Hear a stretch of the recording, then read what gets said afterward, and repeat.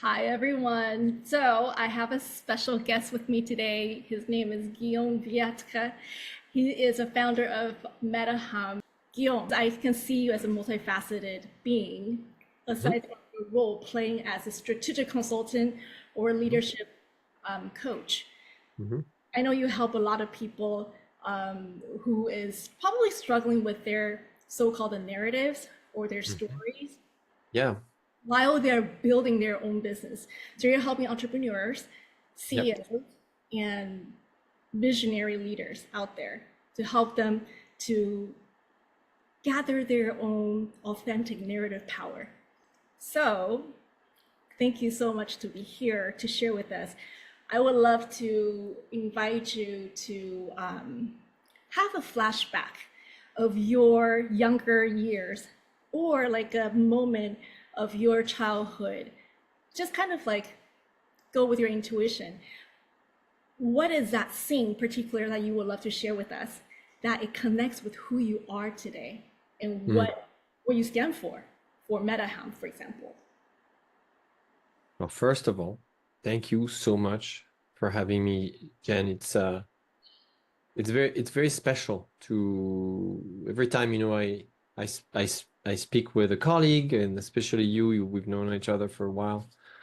Um, I see this as an opportunity to try something new, experiment with a new, space, energy. So thank you so much for creating that safe space and that possibility to do that. Your question is about, a childhood memory in relative to who I am now. So thank you for describing a bit about the work that I do. And it's very accurate. I specialize in business strategy and I do it especially for business owners and founders of professional services firms. So those companies typically have knowledge and expertise to sell. Mhm. I'm bringing this up because it's going to be important for the connection with my childhood story. They have very intangible things to offer to the world, and my clients are ranging from a solopreneur. That's the smallest I can help, and I have several many of them in my client roster, up to maybe a team of about I would say 100 people maximum. This was the biggest team I've helped in that capacity with that focus in the recent years. My clients come to me when they feel like their business is okay, but it's not exactly flowing the way they want it to flow. The energy is not exactly going, or they have a hard time going with the energy too. And that in business terms, what does this mean? Like, what are the terms that they use? Is, well, we can't align within our team, or we have a hard time finding what we call product or service market fit. We have so many things to offer, but doesn't feel like we're finding our clients easily. We're facing headwinds, and we want to rethink our services, how we describe what we do, and uh, I take them through the journey of um, engaging with their authentic narrative. And I make a difference between a narrative and a story. To me, a narrative is a system of stories, and it's really how you decide to look at something. You can have the same, you can see the same thing. You and I can look at the same object or idea and have completely different views based on the narrative we tell ourselves or the narrative we want to tell about this topic. Mm. So back to your question now, why does this matter as it relates to my childhood, right? So first of all, I see myself, my narrative is the narrative of an explorer. And I think I discovered this fortunately at a very young age. I was always drawn to being outside and doing little mini adventures with my friends, and I just loved, going somewhere I didn't know and exploring things. So I'm a very curious person, and my early childhood memories were filled with adventures and stories. I come, I'm 51, so I'm from the generation that didn't have a digital life like our kids have these days. Um, and so for me, it was all about trying new things. That at the same time, I grew up in a very, um, I'd say, a wonderful parental environment. My parents are still alive, still together, so I get to interact. I'm very fortunate. I get to there to interact with them, all the time. They are loving parents, but they also had very set ideas for the person that I should become or should not be. And I feel like my childhood has, been I was spent my childhood, dealing with that dynamic of, being very free, very creative, and at the same time trying to fit the mold. Um, so for me, I think you asked about one specific memory. Got so many, but there is one moment. I was about 7 years old, Wow. and my family in France had a family little house by the on the beach in the Normandy part of the in Normandy, on the one of the D-Day beaches actually. And my parents took me to a sailing course one day because sailing is a very common thing there. There's lots of sailing classes, and I mean all the kids are encouraged to go sailing. It's very easy. It's great. So I remember 7 years old, I started sailing, and I will always remember it was one of the first days I was on my little tiny skiff, my little tiny boat, with one sail called an optimist. And we had done many drills and exercises, and the instructor decided to kind of let us, free on a given like perimeter, which felt at the time huge, it felt like the entire ocean. It's probably like half a mile by half a mile, something like that, and we could just go wherever we wanted. And I just felt that feeling of complete freedom and that sense of adventure and that stimulating fear almost, Mm. like a little scary, but it's thrilling. It's thrilling at the time. So and I felt that moment, and I've always like remember that moment as for me a true moment, that something that would just light my fire, that would just makes me who I am and how I see my life. So there is a reason why I called my current company MetaHelm. Yes. Can you just share with us about that one too? Yeah, so I see businesses as vehicles and as boats. So Mm. yeah, I could have used an airplane, a bike, or whatever, a glider. But for me, the metaphor is very straightforward and simple. And simple. When you have a business, it's you create a vehicle to go from one place to another. And metaphorically speaking, in your life, in the universe, and then physically, because we have this metaphor, we can actually do many things. We can represent it. We can describe what the journey looks like and get a sense of direction for that journey, or how we want to spend that journey. Maybe we want to spend that journey alone or with people, depending on if we accept people on our boat, passengers maybe, or other crew members. And we can decide to navigate calm seas or rough seas, or more known or unknown seas, cold, warm. I mean, the sky is the limit. So I see my life like that. And so throughout my life, I think I have tried to cope with the resistance and the kind of the compression or oppression of the you have to fit this mold, which my parents were suggesting, to protect me. They're well-intentioned, right? They really wanted me to have the set things, and they have really high expectations for me, and have to have certain grades and go to specific schools and hang out with these people and not these people. And I'm trying to navigate this as a child, obviously not able to explain it the way I do now, 50 something years later. Um, but for me, it was always looking for new ways to escape this, and at the same time return to safe harbor within my parental, I would say, yeah, my parental island. There we go. We'll call it this way. So so that's my moment. Thank you so much for sharing this. Because while you're describing, your journey of that moment Hmm. selling boat, kind of like facing the unknown of what's next, what's coming. Hmm. Can I really face it or overcome it? Any Hmm. sort of challenges. So I guess it really inspires you to also connect with clients this way, to face their challenges together with their own narratives, right? Yeah, exactly right, Jen. In fact, I see the work that my clients, there is one particular thing in the type of businesses that I help is the very deep connection with the human element of things. Because when we sell services, especially intellectual services, expertise-based services, um, here is the main, and here the body, the heart, the mind, like all together. That's the main, excuse me for being a little dry here, but that's the main production tool, right? Just like you would be a baker, you also have knowledge, expertise, but your maybe another main production tool is your oven, or the thing that mixes your mixer, flour and other things, right? But in our profession, it relies almost solely on who we are as a person, what energy we bring, what mental framework we bring, attitude, everything.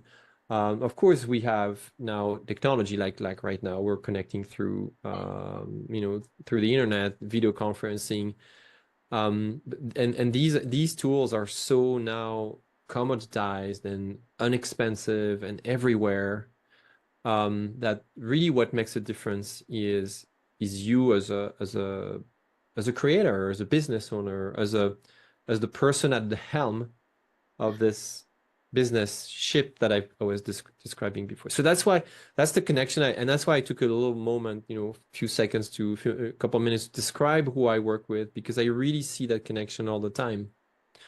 And ideas are cheap.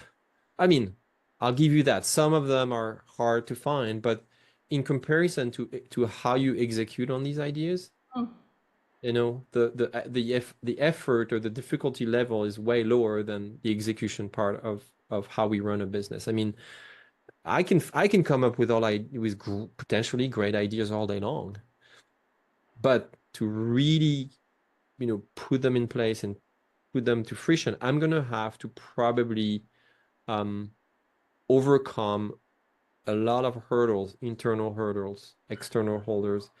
And that's when what I describe as narrative power comes in.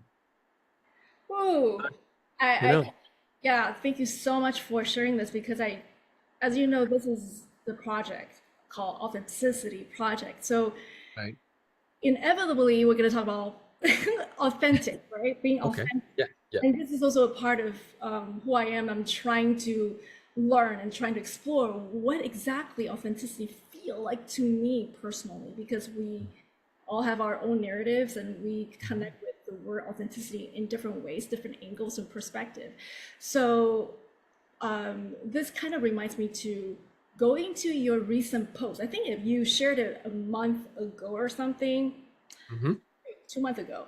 So if We- you don't mind, can I I read it don't know which. out? Yeah. Yeah. Please feel free. All right. So I don't really remember which one it is because I post like many times a week. So. I know you wrote so much. Okay, so this one you said, okay, so I got an email from Substack encouraging me to sign up to be quote unquote discovered. In today's world where everyone seems to be on an endless quest for identity, being discovered seems like the ultimate achievement.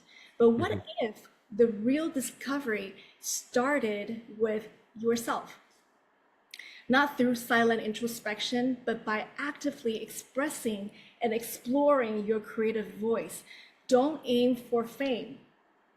Aim for genuine curiosity about what becomes possible when you think in words and let go of the outcomes. Start from within, the rest will naturally flow or follow. Flow, follow. Yeah. Hello. Yeah. Wow. No, I was really kind of magnetized by this short and sweet post because there's a lot of truth in there.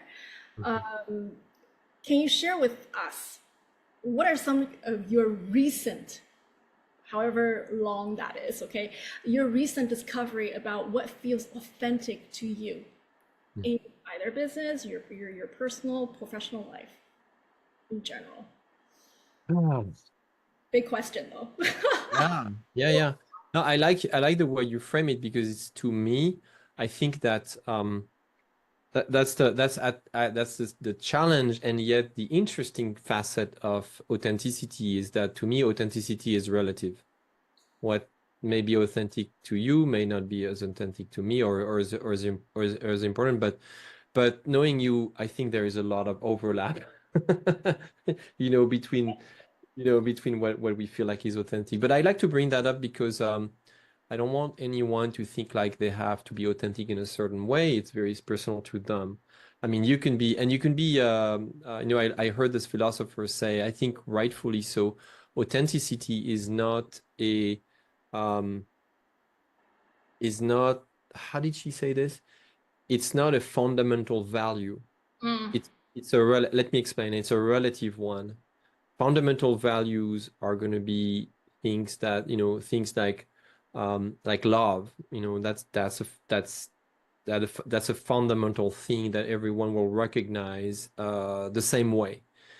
But with authenticity, we have a little more playing room because you can be authentically good and also authentically very bad. You can be an authentic criminal and psychopath and do terrible things, but you can also be authentically a loving person and yeah, and they really care for others. So I like to bring that up. So in that with that lens now, and for me, um, recently, it depends how recent, but I'll give myself permission to maybe go a few years back.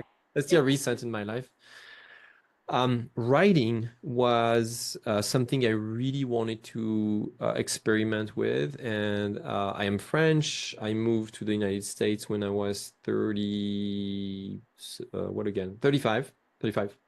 My English wasn't, as fluent as it is now, and I always had the dream in the back of my head to write more often already when I was in French, and now I'm in the United States. So not only I have to go through the fear of writing and sharing my ideas publicly, but now in English, it's even more. So life put me in front of that challenge, and I finally decided to really achieve that. And I think for me, learning through writing to tap into what I'm really trying to say and give myself the permission to articulate things in a way that feels right.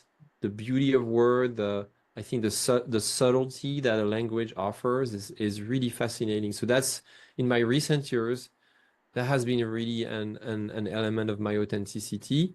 mm, And in the post, I liked, in the post, I actually missed the word. There is a one word that is missing when I say not through introspection, but through action. I should have said not only oh, through introspection and action, because I yeah. really do believe that exploring your inner life is so critical. But not just that. I was actually, this message is for people who struggle to be authentic because they just focus on the inner life. But I would love to encourage everyone to take action. So for me, writing was taking action, and so when I say writing, was actually more publishing, which includes the word public. So sharing with the public my ideas. So that's one example of the things that really enable me uh, to explore and find my authentic voice and you really tap more into what I truly think. And that's it's a long haul because just like any writer, I feel like, we have to go through the first layers of kind of right the deja vu ideas, like the kind of the things that feel like, yeah, I'm just repeating somebody else, or I'm just like saying what feels obvious. And then you really have to do the work of digging and digging and then until and really committing to a specific cadence, in my opinion, and face the moment, days when I have no clue what I could possibly say. I don't know what to say, and you feel kind of stuck and still try to say something. And for me, these are the moments when these are the best moments. In fact, that post, right, that post that you read here, I remember precisely. I had no clue what to say, and I said, "Oh, it's 10 a.m. or 11. Oh, it's my time to write something, to publish something, one of my thoughts." And I had no clue what to say, and I'm like, "What could I possibly, talk about?" And I had just seen this email from Substack the day before. Right. I'm like, "Huh, yeah, that email caught my attention. Why did I?" And I saved that email, not because of the content, but because of that statement, want to be discovered. And that's how it came to me, like, hey, yeah, my opinion on this is that, yeah, everybody wants to be discovered, but discover yourself first. That's who you want to be discovered by first is you. Because then, and I don't discount the importance of being discovered by others. I think it's a quest that all artists share, and from our from from the beginning of humanity, uh, we we all have that ambition. But I think it's, and I know I see that it goes a lot more easy if you go with an intention of discovering who you are first. Why not? It's so interesting because from the very beginning of our conversation up to now, Mhm, it's so funny how, like, you're talking about how our experiences overlapped and our value system overlapped. And mhm. I was like, oh my gosh, we are being put in completely different form in Right. human box, in a human body, right? You're a male, I'm a female, gender-wise, and we're Mhm. speaking different language. I mean, our native tongue are different, and just like how we grew up is very much similar, though. So when Mhm. you're talking about fitting Yeah. into the mold or fulfilling the expectation of our parents or other people, it's being authentic. It's such a daredevil in a way, a daredevil to your Mm. being sometimes. Like, okay, I'm going to detach myself from what I'm used to, that there's this temptation to fulfill those expectations because I was so taught, I was told it's a good way to go, right? To be Yeah. liked, to be loved. That's the way you love. You don't disappoint other people. And from that place, then there's that uh, brewing fear of rejection when we're being authentic, the so-called authentic. Mm. You have to be yourself. Mm. Are you okay for being who you are while being rejected by other people? Because, like you said, authenticity, right? Authenticity can be viewed from very different angles. Your authenticity might not be my way of being authentic. Yeah. Yeah, and so a couple of thoughts that come to mind, and in addition to what you just said is, and I think that it's a process, it's a journey, because initially, all good education, if you're a good parent, you will tell your kids not to do or do certain things, right? And then your kids will, because the little kids are just so pure that they will probably disagree or fight against you with different degrees of intensity in different ways. But with food, that's a easy example that we all know, right? And there's all those norms about what we should eat, not eat before, after dinner, blah blah blah, because we want kids to be healthy, and then the kids want probably, I'm just going to generalize here, the sugary things and the comfortable things to eat. And parents are, like, sure, but not before you eat the veggies, or eat this, and so we are trained to be compliant, we're trained to fit the mold, and we're trained to give up our emotional preferences or our instinct also, much of the time. And we're so well trained that, and these are, again, these are good intentions, that these helpful methods become our worst enemies, because then if you look at, you know, later in life, you get a job and maybe it's a job that where we ask you to solve problems, and then your boss tells you, "Wow, get creative, like figure it out." And that's when you ought to be able to tap into, you know, your things like your confidence, your ability to defy the normal, which is my definition of your narrative power, your ability to defy what the norm or what we've always done when it's not working anymore, and come up with another way, right? So that's the tension that I see in all lives, is that you know, that at the same time, the wonderful opportunity that most of us have, because we have to remember, on this planet, not everybody has the same privileges. We're not all born in the same countries, geographical location, and all that. But for the most part, hopefully, you know, we have this wonderful gift that is given to us to decide that we want to change something, right?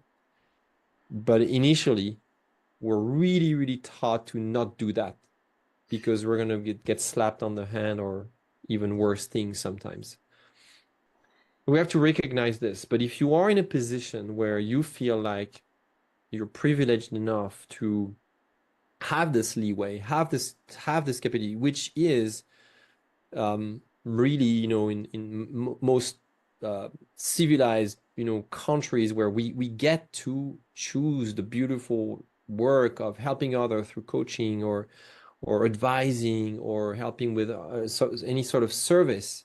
You have that gift, you have that option, you have that ocean in front of you, and it's up to you to decide to steer your boat in the direction that your heart tells you that it makes sense. Sooner than later. Don't waste any second. Don't waste your time. And that's where you will discover yourself. So don't wait to be discovered to do this. That's where you're going to be discovered. Oh, wow. So, Thank you so much. So one thing that just kind of brings me up to yeah. the next question I want to ask you about then, because you are helping people to grow, not just people, but they're influencers pretty much, because through their own expertise, you are helping them to form their own narrative authentic, right? Yeah. So in order to help them to get to that success business, what exactly success mean to you then, personally? Because I'd this is, like to, I'll answer that question, but I also want to share a little bit about how I help others do that. yes. To me, my very straight answer about, you know, my definition of success is being able to do what you're supposed to do during your lifetime on this planet. So what you're supposed to do, I like to highlight two ways to interpret, you know, what you're supposed to do is maybe what you tell yourself you're supposed to do, but also what you feel like maybe a voice out there, or something, some entity or spirits, or some kind of, you know, guide, or, you know, protective Energy out there. energy, or God, or however you tells, you know, invites you to consider, right? So there's these two aspects. So for me, that's my definition of success, is I want to be doing what I feel like I'm supposed to do, what feels right.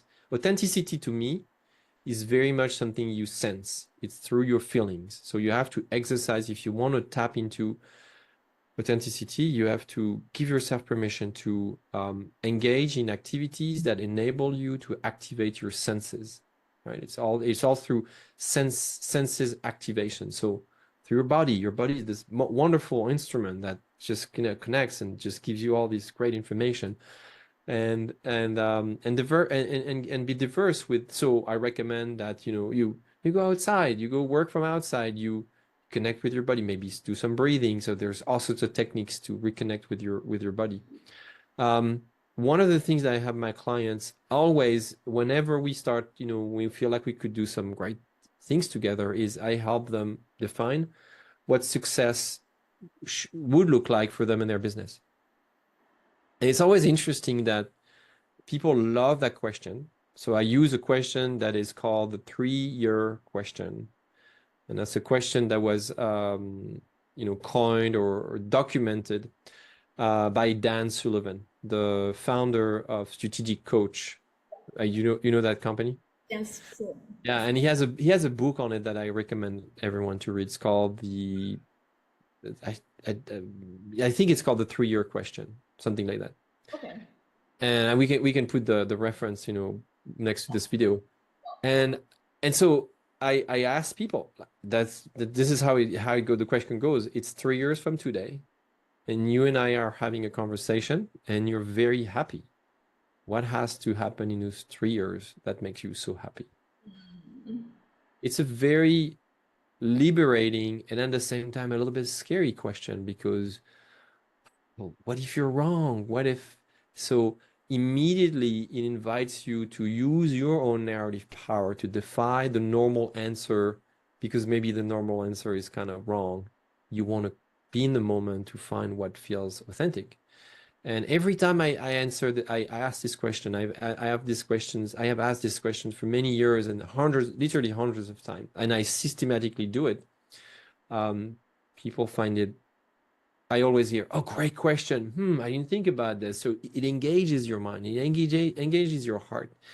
And at the same time, when we really explore the answers, it's really interesting to see that so very few people gave themselves the chance to imagine what that true future is like, which is really the base of strategy. It's basic. It's it's the fundamental element for strategy. Like, where is it that we want to go? What are we trying to do? Right? So 3 years from now, maybe I see myself with a business that I don't know, makes me travel, or I have a team. I mean, what is it for you, Jen? Maybe I'll ask you the question. Well, thank you for that. It's just because, when you're talking about the word power, right? The power of the narrative. It's like, Mm-hmm. other than dealing with our head, a lot of Mm-hmm. stuff from the past memories, right? That's we make, kind of make up the stories of our own, and sometimes we sabotage ourselves through those narratives. That's one Yes. side. And then now, but then I love this so much because you're inviting me too, to jump out of that box and then go into the possibility of what's feasible out there. What's feasible out there? Yes, we're all afraid of failure, right? We talk about success. Oh yeah, what if I fail? Immediately we have that polar energy, like, what if I fail, right? But in fact, I mean, what if you succeed? And then would that be another possible fear lying there, like the fear of success? Mm-hmm. Afraid of being successful because then, I don't know, I'm just bullshitting here. People that I love, they're gonna leave me because they don't seem like, we're able to hang out anymore because you're so busy, you're so successful, Yeah. right? Yeah. Success is very scary too. Right? So that narrative for the future, it could be really like a prosperous version, but also would be also that tainted little bit of a fear coming up, like, but what if that really comes true? Right? Now I have to face the real fear of what if I'm successful in Mm-hmm. that time span. Mm-hmm. Mm-hmm. Sorry, I'm not answering your question yet. But Oh, no, it's okay. Anytime. yeah, but it's a real exploration. Yeah. It's a real invitation for exploration, not only our inner, but also because when we are not clear about, not exactly clear, but then I'm just saying, like, allowing ourselves to imagine. So I love your childlike innocence. You have that childlike innocence. If you're in swim ties, right? You have that childlike innocence in you that I really appreciate, because then you're letting that, sailboat to just kind of navigate through the winds and to see how the wind's going to take to the next, and still trust that it's not going to flip, or even if flip, you're going to be able Exactly. to just come back safe, Yeah. right? Yeah. Yeah. So anyway, just feel a lot of that energy. Thank you Yeah. so And much. I think one more thing I wanted to add to, as far as success is concerned, is, um, you know, when you would have asked me about MetaHelm, even, you know, how I would have defined success 6 or 7 years ago or 8 years ago when I launched even, and my definition of success was very different from what it is now. I was picturing myself, you know, helping completely different kinds of clients, having an impact that felt probably more. I wanted to work with large corporations and CEOs and be in the boardroom and have, you know, an ability to guide them through their decisions, but I couldn't really explain why. And I kept searching for this, and I thought, maybe that's not the right direction on my compass, right? And until I realized that the people I love the most, I can really help the most, and whom I align the most are probably not um, people who are employed in a large organization, but people who are more entrepreneurs. Mm, Uh, and I generalize here. I make a kind of a distinction to kind of help this conversation, but I recognize that people in large organizations also have an entrepreneurial mindset too. That's great. But I just work and click, and my reason to exist and my purpose is really with those who are interested in risk-taking through entrepreneurship and business, and really willing to put their life, their, you know, their ideas a little bit more at risk without a safety net, because I think that, you know, your life shrinks or expands based on your courage. That's a quote from Anais Nin. So I really believe that. So I don't know. I just have more fun with those people, and it was interesting because after COVID, the first trip I made back to France in 21, I think, early or mid 21. I called a bunch of friends there because I still have all my original family and friends, and I say, hey, I'm coming. Can we maybe get together? And after consulting everyone, we agreed that we would all take COVID tests, and, you know, and we got in the same room. And we were about 10, 12 people, all my best friends, best buddies, best colleagues. And at some point, I stopped and I look around the room, and everyone runs their own business. Everyone is an entrepreneur. I'm like, huh, it's interesting. Like, I never really thought about that. So this was the for me one confirmation that I was steering my boat. You know, I was guided by this intuition to go and help more of these like-minded folks. And since then, my business has been doing even better, because people can see, you know, we can relate to each other. We can relate to each other. One trap that I see very, you know, many people do, and maybe mine, is trying to, um, you know, trying to equate authenticity with uh, identity. And share more about this. yeah, and what I see is a kind of a contradiction.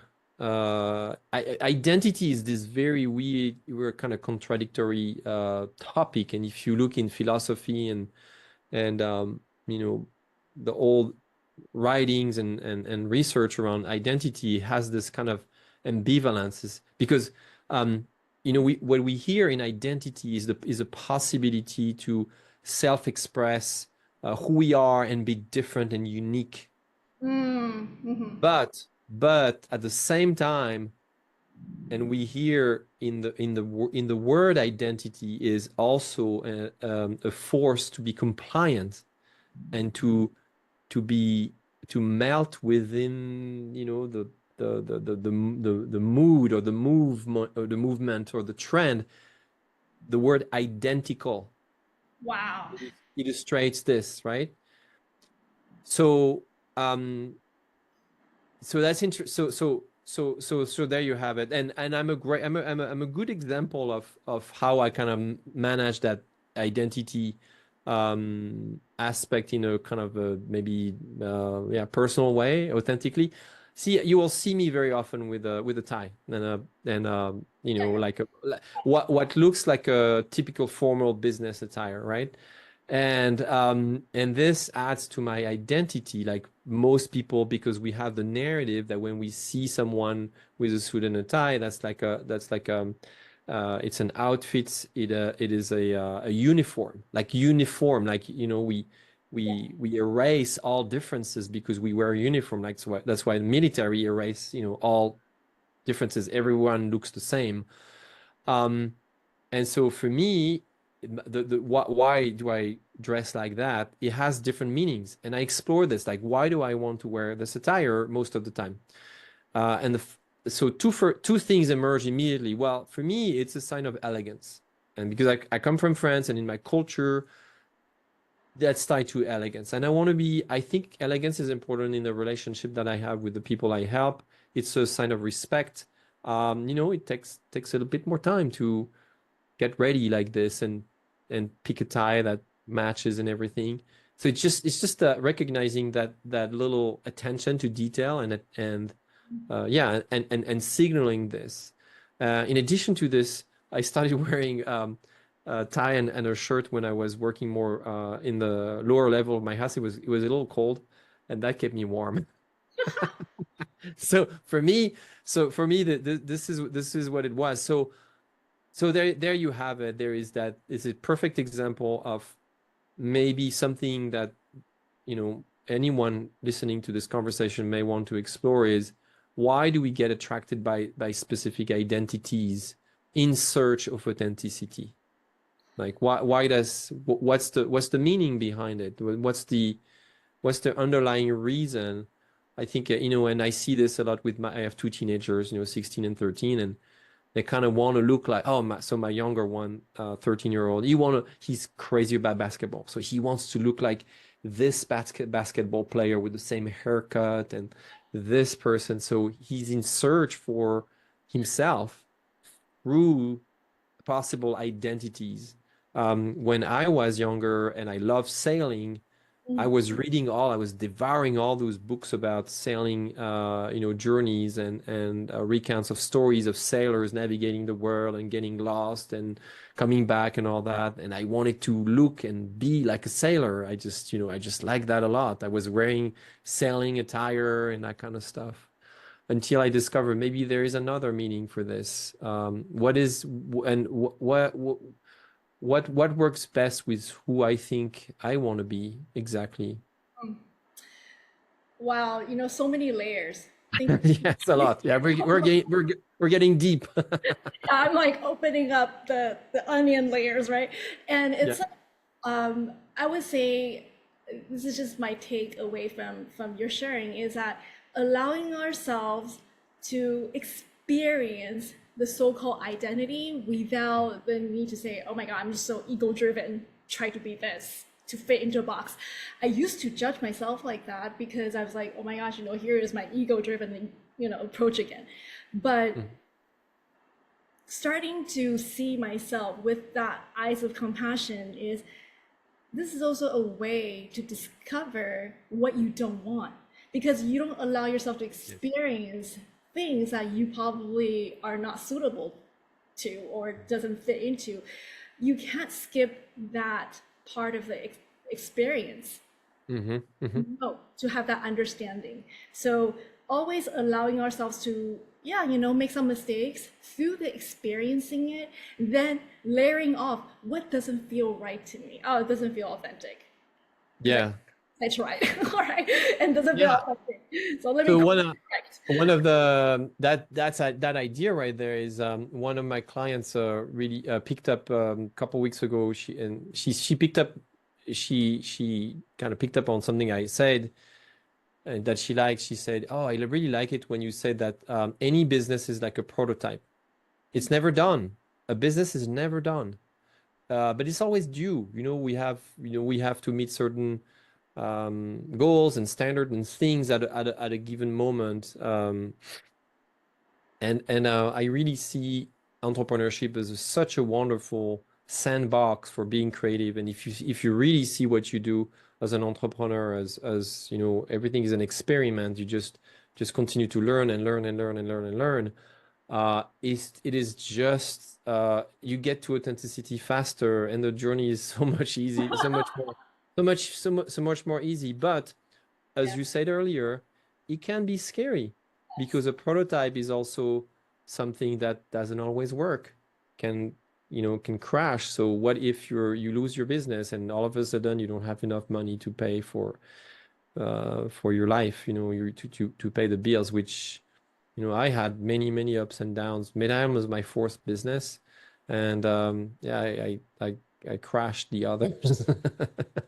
Play too hard. Yeah, it depends which one, but overall, I don't remember the crash necessarily. I remember the ride and what I learned from, closing those businesses or moving on or doing something else. Um, so I think what you're saying is very relevant, is how we approach life and business life as a series of experiments, giving ourselves freedom to try different things.